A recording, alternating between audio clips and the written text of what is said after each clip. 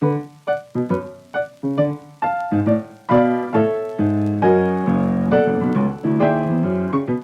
reports probably show that more women are fall for the romance scam, plenty of men do too. It's almost half and half. And like you said, right, it's getting that trust. It's that what I call fear of missing out. If that scammer is telling them about a great deal, you don't want to miss out on this. Other friends of mine have done great on this deal. You need to get in on it as well. So they do prey on FOMO, fear of missing out. Hello, and welcome to Not Born Yesterday, a podcast dedicated to older adults and the challenges and joys of aging. I'm Miriam Goodman. Not Born Yesterday is brought to you by Next Village SF. Next Village SF is a local nonprofit providing older adults in the northeast neighborhoods of San Francisco with support to help them age in place. I'm your co-host, Lynn Winter Gross.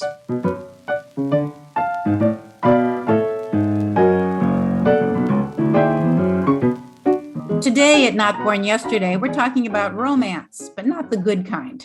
According to groups like the AARP Fraud Watch, the Better Business Bureau, and the FBI, in 2021, more than $1 billion were lost to romance scams in the United States alone, with many cases unreported. For these victims, it can mean heartbreak and bankruptcy, as just one successful romance scam can steal millions of dollars. Romance scams are the second highest internet crime of loss. Romance scammers target vulnerable members of society, like older women who are divorced or widowed. Most of the losses are to people over 60, and those numbers are growing. Romance scammers use dating sites to lure their victims by pretending to be prospective romantic partners. They create fake online profiles using fictional identities or data stolen from real people. COVID, however, has made it easier for scammers, as so many people have been isolated and crave interaction. They also use Facebook and online games like Words with Friends to make a connection. Unfortunately, this isn't a new problem, and scammers of all kinds have been around for a long time and aren't going away. Our guest today knows all too well what happens to the victims, and he will offer some advice to you to avoid being caught up in this web of deceit. Glenn Fishman is a program development specialist at the Institute on Aging Elder Abuse Prevention Program. He works on elder abuse cases and provides counseling for older and dependent abuse victims, as well as to community advocates and professionals. Glenn, welcome to Not Born Yesterday. Thank you so much. Thank you for having me, and thank you for having this platform to discuss this important issue. How widespread is the romance scam? Unfortunately, it's huge. It is across the board, all over the United States, of course, all over the world, and it is just increasing, unfortunately. The pandemic has created the perfect storm for scammers to prey on people's isolation and their fear of the news going on and things like that. So it's big. It must be difficult for lonely people who think they've found a real connection with someone, and then they believe they can trust their instincts to protect themselves from being manipulated. What are some red flags to watch out for? Great question. Basically, slow your roll. When people you meet online immediately start professing their love, their undying devotion, cues like soulmates, those are red flags that people should be aware of. Also, be aware of the fraudster trying to isolate you from your family and friends and saying things like, don't talk about this with your folks, it'll jinx it or something. So those are some red flags. Glenn, there are some red flags besides that. I heard that like weird email addresses, for example, it is a hint that somebody's not really who they say they are, or if they get really angry at you if you don't send them money, or some even talk about blackmail. Yes, that's true. People will try to intimidate you as well. Really, what they're doing is building a relationship. It could take weeks, months, where they just kind of garner your trust. And I've heard people describe it as almost like falling under a spell with the alleged abuser. We also hear a lot about identity theft. Are romance scams able to steal identities as well? That's not usually their goal. Unfortunately, that's a whole separate form of financial abuse that is also very active. But really, the scammer is trying to collect money from the victim.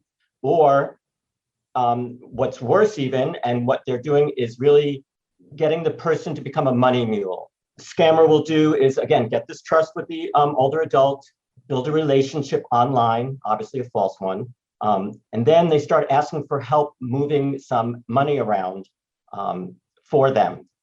They might claim that they're overseas at the moment and they can't transfer funds in the United States if they can get help doing that. Or they'll tell them that they need to send money to a family or a friend for an emergency.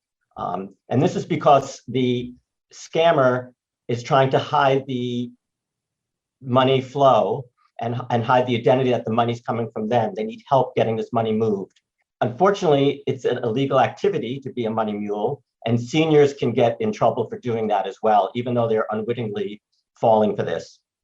I've read that it isn't just the women who are getting scammed. You know, everybody thinks, oh, it's the poor, lonely women, but it seems that a woman will go on the site, the dating site, and say that she's very wealthy. And after she builds up some trust with the man, she says, you know, do you want to know how I became so wealthy? I did it with such and such investment, and I encourage you to invest in the same company. So have you ever had to deal with any men who've been scammed? Oh, sure. Yeah. While reports probably show that more women are fall for the romance scam, plenty of men do too, as well. It's almost half and half. And like you said, right, it's getting that trust. It's that what I call fear of missing out. If that scammer is telling them about a great deal, you know, you don't want to miss out on this. Other friends of mine have done great on this deal. You need to get in on it as well. So they do prey on FOMO, fear of missing out. And have you had to deal with any men specifically who've done that? Oh, yeah. We've had men who have not only dating sites, but I also want to really reiterate what something you said earlier, is that Facebook, people are approached on Facebook. Now that more and more people and older adults are getting onto social media sites, that opens an opportunity. Even online games like Words with Friends, we've had people have been approached that way as well. So many people think, oh, this isn't going to happen to me. This guy really loves me, or this woman really loves me. And I know we have a real connection. I can feel it. Plus, I'm smart enough to know that I should know who I can trust and distrust. And how do you protect yourself from that kind of thing? It's tough. I mean, as much as I despise these scammers, I have to give them credit. They are brilliant. They're smart people. They should have been therapists or psychologists in another lifetime. So they really know how to get to you and build this relationship. They send pictures. I had a situation where I spoke to a woman who was getting lovely poems from her supposedly, you know, new romantic partner that she's never met. So they really just build on that trust. You know, and then a theory that I like to talk about is sometimes the people that are more confident about their finances actually fall prey mostly to these abuses. They feel like they know what they're doing. They don't need to discuss this with their financial advisor or their friends or family. So we've seen cases where it's been people very savvy with money fall for this. Do you have some examples of people who've been scammed and the solutions or the counseling you've given them afterwards? Yes, thank you. Unfortunately, I have all too many stories, but one that really sticks with me is I got a call from a woman in her mid to late 60s, San Francisco resident, and she was widowed about a year and a half, feeling a little lonely, and her friends told her, why don't you try Match.com or these dating sites? And I also like to point out that these dating sites do also market to older adults. So, you know, on the one hand, it's great to be social and active and meet people, but at the same time, you just have to be so wary that you're being exposed to abusers. So this woman called me.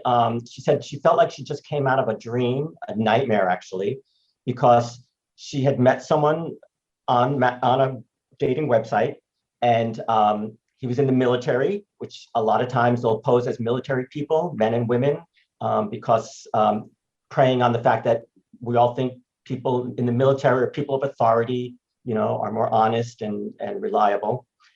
So she met this gentleman through a website, dating website, and he sent her lovely pictures. He wrote poems. He sent pictures of his kids and just built this trust and kept extracting money from her. And she kept sending it because then he would follow up with beautiful emails and his undying love to her. It got to the point where she ran through her dead husband's savings, his IRA accounts. She took a reverse mortgage out on her house. She took a loan out, co-signing her son, which now gets him involved. And then she finally, I don't know exactly what made her realize it, but she realized she was scammed. She was heartbroken. She has jeopardized her relationship with her son at this point as well. And she just was calling me. She realized she probably can't get that money back, but she was looking for support. Who could she talk to help her through this? So luckily, there are more and more organizations that are offering peer support groups, things like that, because they realize people now, they just don't know who to turn to at this point. So we do luckily have some places that people can go to. It's hard to see how this could happen, that somebody could fall that far into that scheme. I used to think that too, but the more and more that I talk to people and talk to adult protective service workers who work with these people, these are everyday people. I know it sounds naive, but they're ex-judges, lawyers, doctors. The woman I just talked about, I mentioned to you, we had a lovely conversation. She was so articulate, so clear thinking, but she fell for this. And I mean, the dollar amounts prove it. Just looking at the Federal Trade Commission's reports, unfortunately, it's so hard to capture the full scope of all of this because Better Business Bureau has their reporting, AARP has their reporting, Federal Trade Commission has theirs, FBI have theirs. So just looking at the Federal Trade Commission, in the 60 to 69 age group, just romance scam victims, for 2020, it was $89 million loss in the United States. And just looking at the first 3 quarters of the fiscal year 2021, so we're not finished collecting all the data, it's already at 84 million. So we know that's going to go up. And then just another one that was fascinating to me, I saw this beautiful graph that explained all this, the 70, 79-year-old age group for romance scams. 2020, all of 2020, it was a $40 million loss, but we're already at $60 million in just 3 quarters of 2021. So it's just booming, unfortunately. Well, let's talk about other types of fraud that's going on that we should be aware of. Phone calls from someone saying they're from your bank or the IRS, or I've heard of people who've been really ripped off from somebody calling and say they're from Microsoft and they need to get into the computer to help save your whatever you have in there. How do people know when it's a fraud and when it's real? It's a tough one. You have to be very diligent. You mentioned the computer situation. We call that ransomware. And I've actually been almost a victim to that as well. What scammers do is they'll, very smart, they'll buy URL sites spelled slightly different than the real company. So for instance, I was trying to call Anna's Linens to get their hours online. Look at that. And I typed in Anna's the wrong way. And sure enough, I got that warning sign pop up on my computer.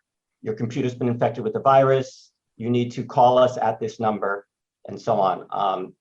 Because of the work I do, I realized it's probably a scam. So I just pulled the plug on my computer and it fixed it.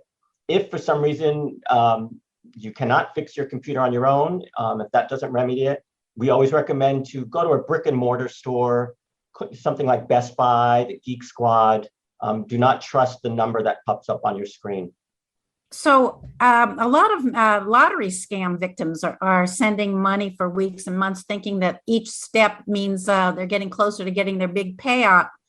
What should someone do when they realize they have been scammed? Is there any way for them to get their money back? Unfortunately, it's very hard. What the scammers will request is that you send money by wire transfer or gift cards.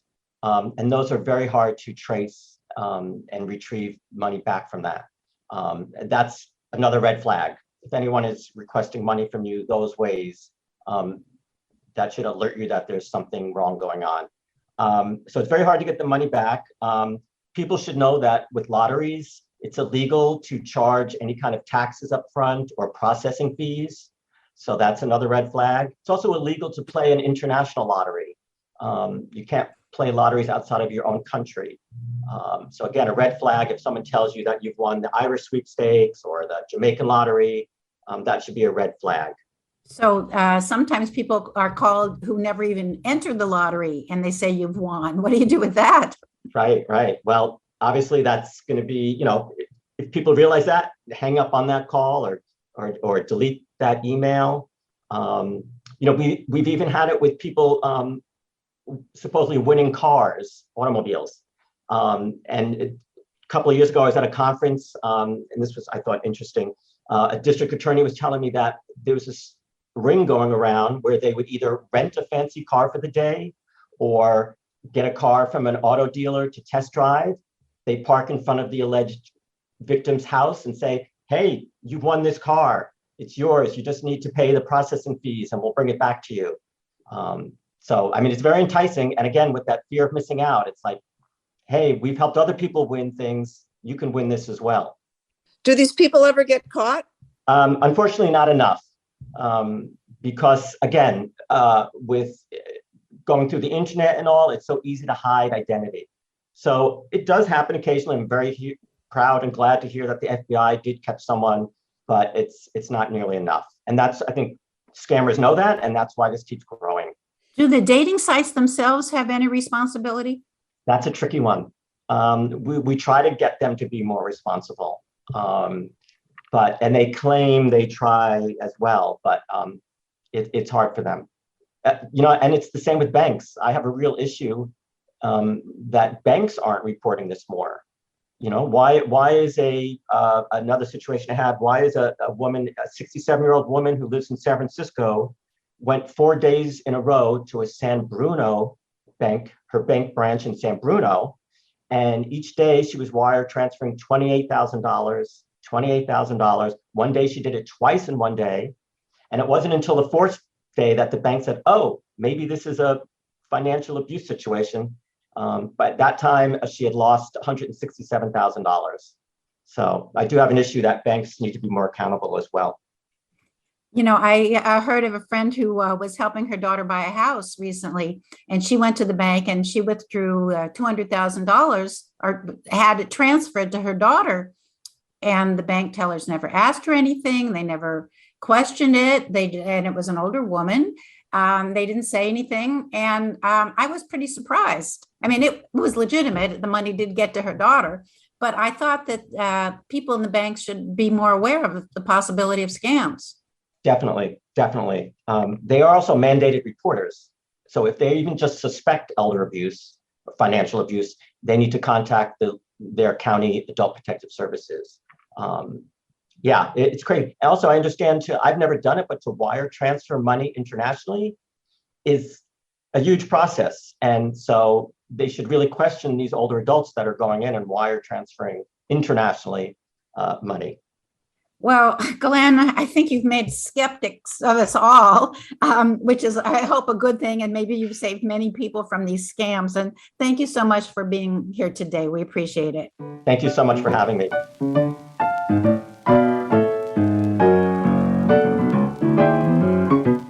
Here at Not Born Yesterday, we've talked about the issue of language and ageism before. It definitely is not going to go away, and all of us need to hear it and correct it when we do. How we talk about ourselves and our contemporaries as we get older makes a difference. Just as having someone call you chicken or chubby when you were young, the choice of words affects how you think and act towards others and yourself. No matter our age, we tend to internalize the message and start to believe the name calling. This is particularly relevant when we talk about older adults. Using negative words about older people is called ageism. Too often we aren't even aware of what we're doing or of the impact.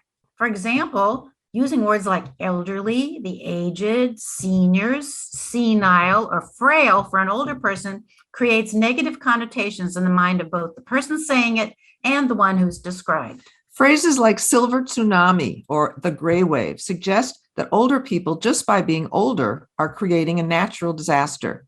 We older adults are frequently portrayed as vulnerable people requiring protection and extra services. And the underlying message is that we are taking away future services from other generations just by being alive.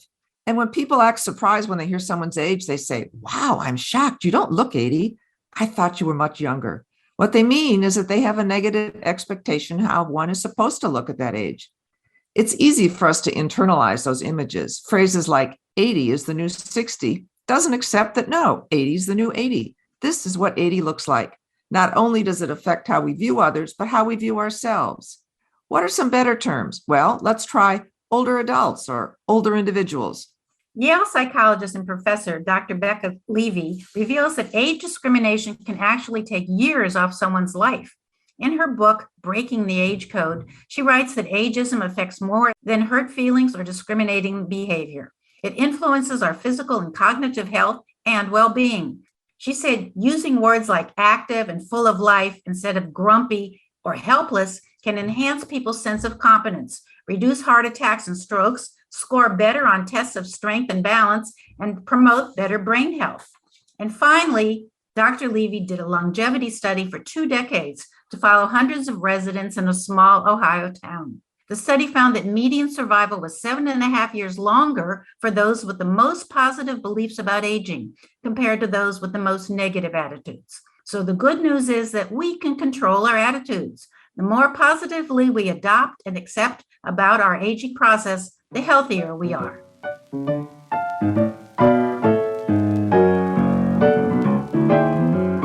And that's our podcast for today. Our thanks to Glenn Fishman of the Institute on Aging. You can learn about Next Village SF by going to their website, nextvillagesf.org. Our theme music is from Hook Sounds, and Jason Dahlstad is our engineer. And thanks for listening. We would love to hear what you would like us to discover and discuss. Please contact us at nby@nextvillagesf.org. Be well, stay strong, and remember, you weren't born yesterday. I'm Lynn Winter Gross. And I'm Miriam Goodman.